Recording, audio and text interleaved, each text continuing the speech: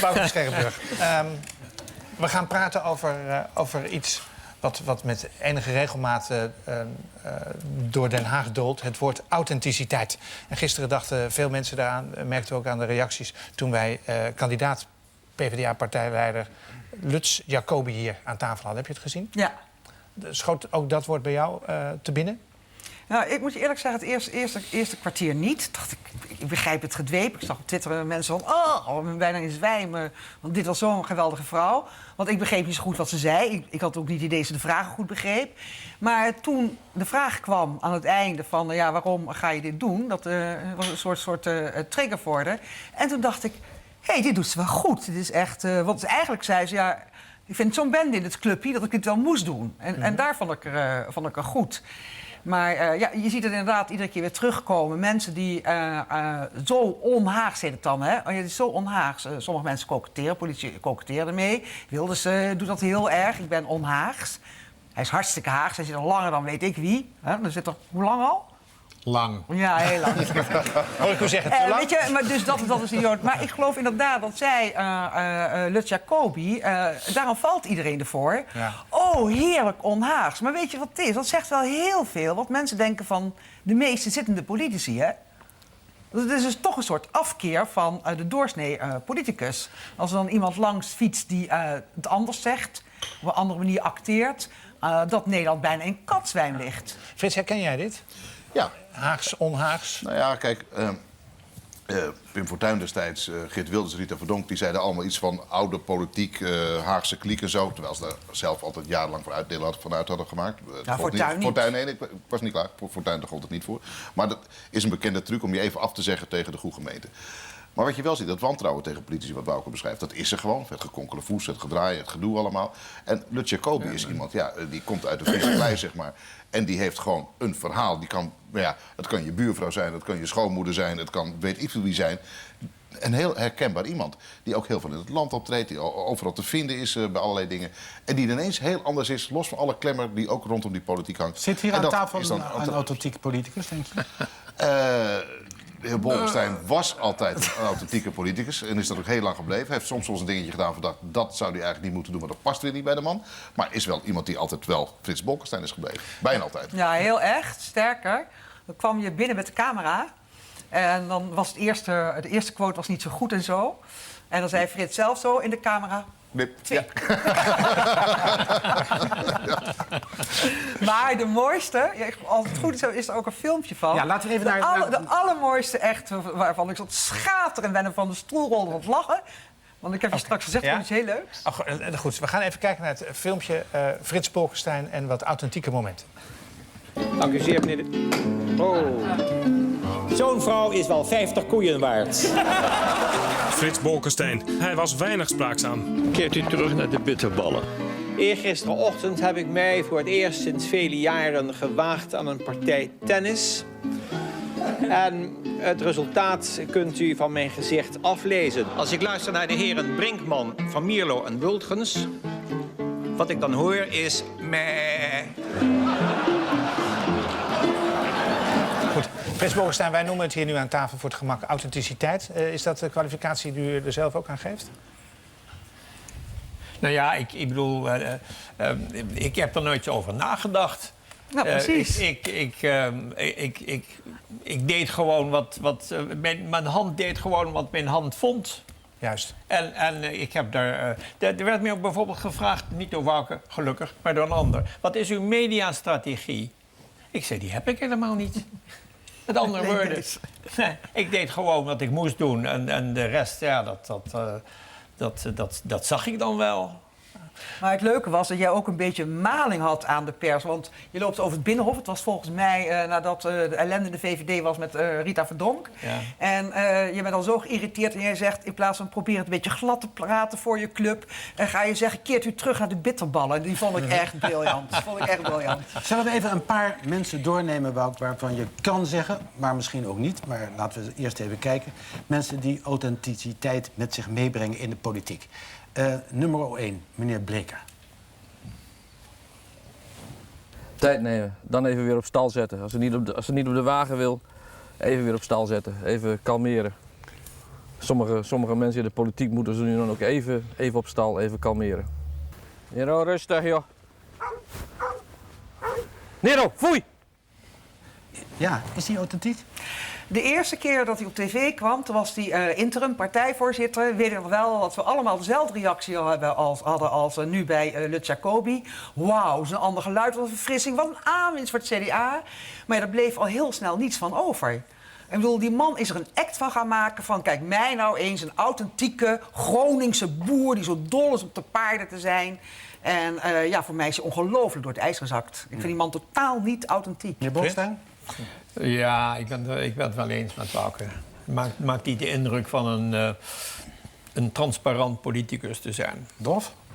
Nee, wat ik me herinner is inderdaad die tijd van de deur van het CDA. Toen was hij 5 jaar in beeld. En alles was beter dan die deur. Dus in die zin was het prettig om Henk Bleker te zien. Maar een van de dingen die hij zei is van... ik ga in ieder geval niet de landelijke politiek in.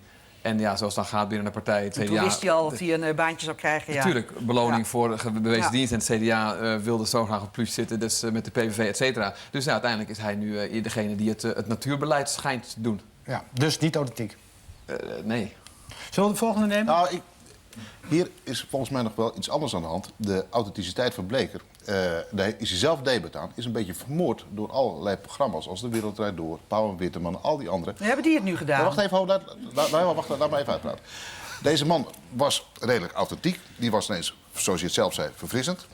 En ineens werd hij overal uitgenodigd. Keer op keer op keer. Hij werd staatssecretaris van Landbouw, maar werd steeds uitgenodigd op de meest uiteenlopende onderwerpen. Tot en met Mauro aan toe. Hier aan tafel. Maar Wacht even. Je kan ook nee zeggen. Dat wil ik dus zeggen. Die man die ging dus ook overal op in. Ja. Was ineens overal zichtbaar. En toen ging ineens... Ja, die authenticiteit die verdween daardoor op een gegeven moment. Die man had veel vaker nee moeten zeggen tegen tal van programma's. En dan had hij die rol kunnen blijven spelen op het departement zoals hij eigenlijk is en was. Zonder al die toestanden eromheen. Natuurlijk over je eigen vakgebied af en toe komen. Maar niet overal instappen. Maar zijn ook... Ja, maar zoals hij is en was. Ik bedoel, jij doet dan net of de eerste keer dat de Bleker zagen dat de echte Bleker is. Volgens mij is de echte Bleker de man die hier met een straatgezicht had verkondigd dat hij nooit in de landelijke politiek wilde en die banen in zijn zak had. Nou, dat is de echte bestrijdt hij zelf, Bleker. dat hij pas op En laatste het is ook de echte Bleker die gewoon zichzelf zo overschat heeft. Dat hij zichzelf is kwijtgeraakt. Lieve Wouke, jij hebt zelf ooit een keer gezegd als journalist... ik ga nooit de politiek in. En wie stelde zich kandidaat voor D66? Wouke van Scherrenburg. Frits, we gaan Wat even heeft naar... dat er nou mee te maken? Ja, precies hetzelfde verhaal. Hallo, we gaan even naar de volgende. Iemand die ook niet veel nee zei als er werd gevraagd voor talkshows en andere programma's. Erika Terpstra. Ik was een couveuse kindje. Je zou het niet zeggen. I just wanna be okay, be okay, be okay. I just wanna be okay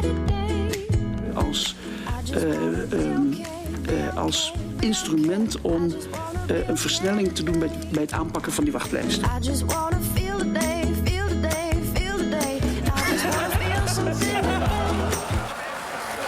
Ja, Wouke. Dit is ook een authentieke vrouw, zou je zeggen. Ja, vind ik wel. Ja. Ik heb vooral beeld bij Erika Terpstra. Toen was ze staatssecretaris en ze had, ik weet het onderwerp niet meer, ongelooflijk veel kritiek. Iedere keer ruzie met de Kamer over een bepaald onderwerp. En toen kwam ze op van die beverswerfsport slippers, een blote voeten erin. Toen kwam ze de Kamer binnen en ze kwam fluitend die Kamer binnen, dat gebouw. En toen zei jeetje, Erika, leid je niet onder dat het constant kritiek is. Je kunt bij niemand meer goed doen en zo. En toen zei ze, wel, nee, dat meende ze echt oprecht. Er ging Kamer over niets bij. En toen zegt ze, wel, nee, ik mediteer gewoon 1 uur per dag en het leven is goed. En dat vond ik zo ongelooflijk knap en grappig van haar. Ja. Ja, dat is waar. Want ik ken Erika heel erg goed. We zijn lang collega's geweest. En wat Wouke hier zegt, dat is Erika. Zijn er vrouwen die gebruik maken van het vrouw zijn om in de politiek omhoog te komen? Om te beginnen om in de Kamer te komen. Ja. En in de tweede plaats om haar vrouwelijkheid te gebruiken in het debat. Ja, die zijn er. Wie zijn dat? Ja, zeg. Ja. Nee, noem maar eens 2. Nee. Ik ken die truc. Maar dat mag toch ook? Want je bent een vrouw, je bent in de politiek. Dan mag je toch... Het onderwerp van gesprek is authenticiteit. Hè? Dus transparantie. Ben je een authentieke vrouw? Ja, maar dan gebruik je het wel op een wijze die in de politiek misschien anders uitwerkt dan in het dagelijks leven. Dus ik zou dat toch niet echt authentiek willen vinden. Laten we nog even naar wat mensen kijken die we heel snel even de revue laten passeren van vroeger en nu. De Partij van de Arbeid is een partij die heel veel, en het doet pijn in mijn hart, heel veel kiezers heeft verloren. Hartelijk feliciteren, je bent geweldig. Ja, dank u wel. U gaat gewoon proberen om het korter te antwoorden. Voorzitter, ik ga mijn eigen antwoord. U heeft er echt totaal niet mee te bemoeien. Zou u mij even bij de auto willen laten? Kunt u wel zeggen of u tot zeg, wilt u mij bij de auto laten, verdikken me? U kunt zich vanavond opgeven als lid van de Partij van de Arbeid. Ik ben er niet, maar u kunt mijn vrouw bellen. U kunt haar nu bellen. Als we naar uw programma kijken, dan gaan er 80.000 banen verloren. Terwijl bij anderen de werkgelegenheid groeit.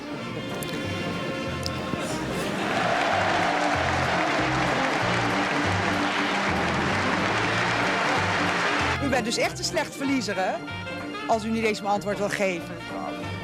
Ga lekker naar huis koken, veel beter. En of ik drink? Ja, dat drink ik ook. En gerust een glaasje cognac. Of ik te veel heb, wel eens te veel op heb. Nee, ik drink altijd één minder dan ik hebben kan. Ja, zou je nou kunnen zeggen dat er vroeger meer ruimte voor authenticiteit was dan nu? Nee, dat geloof ik niet. Omdat er in ieder geval toch wel veel meer mediatrainers rondlopen dan dat er vroeger rondliepen. Dat is zeker. Dat is wel waar. Maar ik denk er ook mee te maken heeft dat steeds minder kleurrijke figuren voor een politieke loopbaan kiezen. Ja. Ik denk dat dat er ook heel erg veel mee te maken heeft. Waarom zou dat zijn? Ja, het is ook niet meer zo'n eervol vak als het ooit was. Er is toch een beetje de klad ingekomen. Door wat? Ja, dat is eigenlijk begonnen. In mijn herinnering is dat begonnen met de LPF. Toen, voor mijn gevoel, zoals ik het beleefd heb, kwam er toen de klad in. Omdat er toen een stel feestvierders in Den Haag binnenkwam. Ruziemakers, ongelooflijk ruziemaker. En elkaar voor rotte vis uitscheldend. Echt op de vuist met elkaar. Het was zo'n ongelooflijk zootje. Ik denk, maar het is heel erg mijn interpretatie, hoor. Maar toen dacht ik van jeetje, het gaat hier niet goed. Meneer Bolkestein, deelt u die analyse? In ieder geval wel het verschijnsel. Of de analyse dezelfde is die ik zou willen noemen, weet ik niet. Maar laat ik nou één klein voorbeeld geven. Er is een ware motie-inflatie in de Tweede Kamer. Dat betekent dat er over tientallen moties moet worden gestemd. Moties die zodra ze zijn aangenomen al vergeten worden. Dus dat is het feit dat het toch gederailleerd is. En al die spoeddebatten dan. En al die spoeddebatten. Dus er valt heel wat te verbeteren aan de procedures van de Kamer. Dat was vroeger toch anders en eenvoudiger, denk ik. We hebben nog, omdat we begonnen met Lutz Jacobi, vroegen we ons af hoe zouden ze het eigenlijk doen. En we hebben Maurice de Hond gevraagd om eens te peilen hoe op het ogenblik de stand van zaken is met betrekking tot de kandidaat-partijleiders. Hij heeft gepeild onder potentiële Partij van de Arbeid-kiezers, wat weer iets anders is dan de leden, die uiteindelijk het oordeel moeten gaan vellen. En dan kwamen deze twee statistieken uit. Kunnen we dat zien? Dat kunnen we zien. Ja, achter je. Juist, dat betekent eigenlijk dat Diederik Samson dus een behoorlijke sprong voorwaarts heeft gemaakt. Dat van 30% naar 44% in één week. Ja, Ronald Plasterk 5% achteruit is gegaan. Nebahat Al-Bayrak hetzelfde is gebleven. Martijn van Dam 3% achteruit is gegaan. En misschien dat wel de 3% zijn die naar Lutz Jacobi zijn gegaan. Ja, wie zou u eigenlijk het liefste als de partijleider van de Partij van de Arbeid zien? Als ik deze lijst zie, voor zover ik de mensen ken, wat betreft Martijn van Dam eigenlijk niet persoonlijk is, dan zou ik zeggen, geef mij maar Cohen. Maar die staat er niet echt bij, hoor. Nee, dat weet ik. Maar die zit er nu wel in de fractie. Nee, Cohen zit ook niet meer in de fractie. Hij is eruit gestapt. Dat is heel onverstandig. Ja, maar u wilt hem eigenlijk wel, terug. Ja? U heeft liever één Cohen dan één van deze mensen. Ja, eigenlijk wel. Want Cohen stond toch voor iets. En hij was zeer transparant. Toch is hij ontslagen. Dat betekent dat die transparantie ook niet alles zegt over politiek talent. Ja. Maar hij stond voor iets. Het was een soort beeld van integriteit en van fatsoen en van wellevendheid. Ik heb zelf ook debatten met Cohen gehad. Nou, dat was soms pittig, ook openbare brieven naar elkaar geschreven. Dat loog er werkelijk niet om. En toch zijn we altijd vrienden gebleven. Vrienden is misschien een groot woord, maar goede kennissen gebleven. Dus hij stond voor iets. En ik moet het nog zien met een van deze mensen. Juist. Frits? Wat denk Nog jij, wie denk je dat de meeste kans gaat maken? Nou ja, als je naar die peiling kijkt, Diederik Samson... maar er zit iets heel raars in dat systeem van de Partij van de Arbeid... hoe ze de mensen kiezen. Het kan heel goed zijn dat degene die nu de meeste stemmen heeft... uiteindelijk niet de nieuwe leider wordt. Want op een gegeven moment valt er iemand af onderaan de lijst. Dan gaan de stemmen 2, 3, 4, 5 dan weer naar andere mensen toe. Nou, heel ingewikkeld systeem.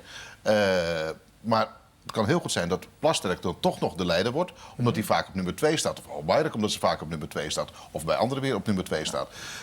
Kortom, het is een heel raar systeem. En dat doen ze om zo groot mogelijk draagvlak binnen die partij te vinden...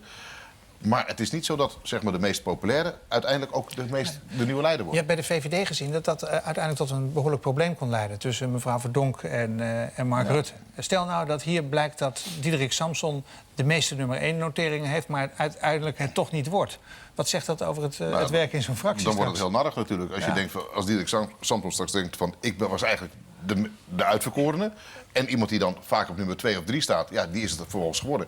Ja, dan krijg je toch wrijving weer in die fractie. Ik bedoel, het is ook zo'n onhandig systeem. Een fractievoorzitter hoort door de fractie te worden gekozen... en niet door de leden. Het is zo stom. Een lijsttrekker, politiek leider, kies je door de leden... maar niet op deze manier. Strijd met de grondwet. Schuurt. Het is niet echt een strijd met de grondwet. Dat de beslissing ligt bij de leden. Ja, het is een advies aan de fractie, maar die kunnen niets anders dan hem opvolgen. Maar het is wel de ultieme coup geweest van Hans Pekman als partijvoorzitter... om de macht in de partij over te nemen. Die heeft de hele macht naar zich toe getrokken. Maar dat betekent ook wel dat Hans Pekman ontzettend weinig vertrouwen in de fractie heeft. Hij was daar behoorlijk boos en ontstemd over vorige week. En hij heeft er zelf ingezeten, dus hij weet over wie het heeft.